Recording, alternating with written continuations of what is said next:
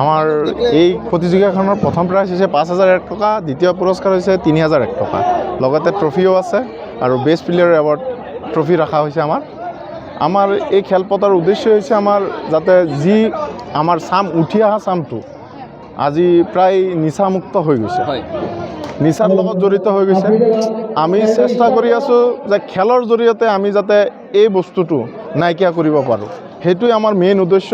আৰু 2 নম্বৰ কথা হৈছে আমাৰ যিহেতু আমাৰ এখন ভাল খেলপথাৰ নাই, আজি যদি আমাৰ জিলা আয়ুক্তই যদি আমাক অলপ সহায় কৰিলে হয় খেলপথাৰৰ ক্ষেত্ৰত, আমাৰ যিহেতু আমি খেলিবলৈ এখন ফিল্ড পোৱা নাই, প্ৰেক্টিছ কৰিবলৈ ফিল্ড পোৱা নাই, প্ৰশিক্ষণ কৰিবলৈ ফিল্ড পোৱা নাই, আমি চৰকাৰী স্কুল বন্ধ ৰাখি কৰিবলগীয়া হয়, কেতিয়াবা আমাক নিদিয়েও যিহেতু পৰীক্ষা থাকে, বহুত অসুবিধাৰ সন্মুখীন হ'বলগীয়া হয় আমাৰ। আপুনি পূৰ্বৰ পৰাই ধৰক খেলৰ লগত জড়িত হৈ আছে, আপুনি বৰ্তমান সময়ত ধৰক বেডমিণ্টনত কিমানটা টীম ইয়াত উপস্থিত হৈছে বৰ্তমান খেলিবৰ বাবে? ইয়াত আমাৰ 30টা টীমৰ ওপৰত ইয়াত উপস্থিত আছে আৰু হ'ব।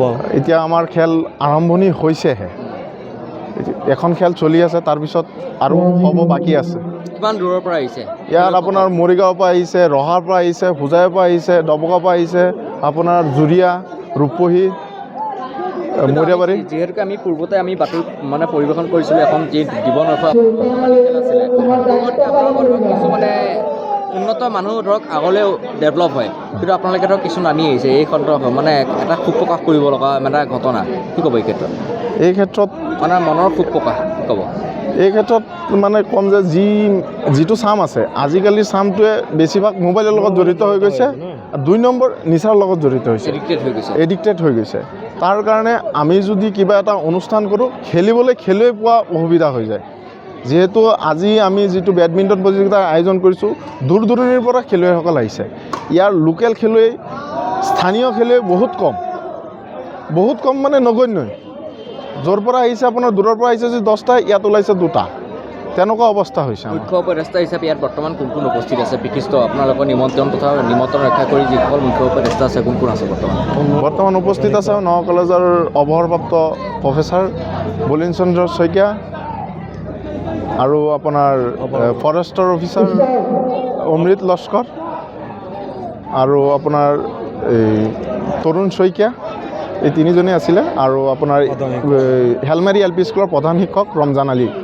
যিহেতু আমি বিগত আজি 2 বছৰ বহি দিলোঁ, যোৱাবাৰ আমি কাবাডী প্ৰতিযোগিতা পাতিছিলোঁ, এইবাৰ আমি বেডমিণ্টন আৰম্ভ কৰিব ওলাইছোঁ। যিহেতু আমাৰ যাতে এনেকৈ প্ৰতি বছৰে আমি এনেকৈ পাতি যাব পাৰোঁ, আগন্তুক আমি ইয়াতকৈ আৰু ডাঙৰকৈ পাতিব পাৰোঁ, আৰু গোটেই ৰাইজে আমাৰ সহযোগ কৰিছে, এতিয়াও আৰু মানুহ আহি সহযোগ কৰি আছে। আৰু আমাৰ প্ৰথমে কথা হ'ল আমি জুবিনদাৰ প্ৰথম মৰমটো আমি আঁকোৱালি ল'লোঁ, তেওঁৰ প্ৰতি শ্ৰদ্ধাঞ্জলি জ্বলাই আমি বেডমিণ্টন খেলখন আৰম্ভ কৰিব ওলাইছোঁ। যিহেতু পূব মধুপুৰ উদ্যোগত বিগত 2 বছৰ হ'ল, আৰু যাতে আমি পূব মধুপুৰ যুৱ সংঘৰ সৌজন্যত আৰু যাতে স্থানীয় ব্যক্তিসকলৰ লগত আমি ধুনীয়াকৈ আৰম্ভ কৰিব ওলাইছোঁ।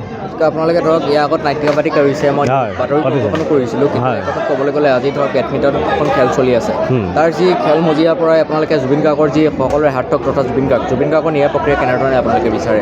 বৰ্তমান এখন চাৰ্জশ্বিট দাখিল কৰা হৈছে 13,000 পৃষ্ঠাৰ, 12,000 কিমান পৃষ্ঠা? 13,500 চাৰ্জশ্বিট, কি ক'ব এই ক্ষেত্ৰত? যিহেতু আমি এতিয়ালৈকে জুবিনদাৰ ন্যায় পোৱা নাই, 12,000 কিমান পৃষ্ঠা আমি পাইছোঁ, এতিয়া SIT এতিয়ালৈকে আমাক দিব পৰা নাই। যে ন্যায় পাম এতিয়া আমি ভৰসা আছে আমাৰ অসম চৰকাৰৰ হাতত, এতিয়া আমি বাচাই আছোঁ কেতিয়া আমি জুবিনদাৰ ন্যায় পাম, মুকলিকৈ এতিয়া আমি পোৱা নাই এতিয়ালৈকে, আৰু বেছি ক'বলৈ গ'লে নাই, আৰু জুবিনদাৰ ন্যায় লাগে প্ৰথমে আমাক।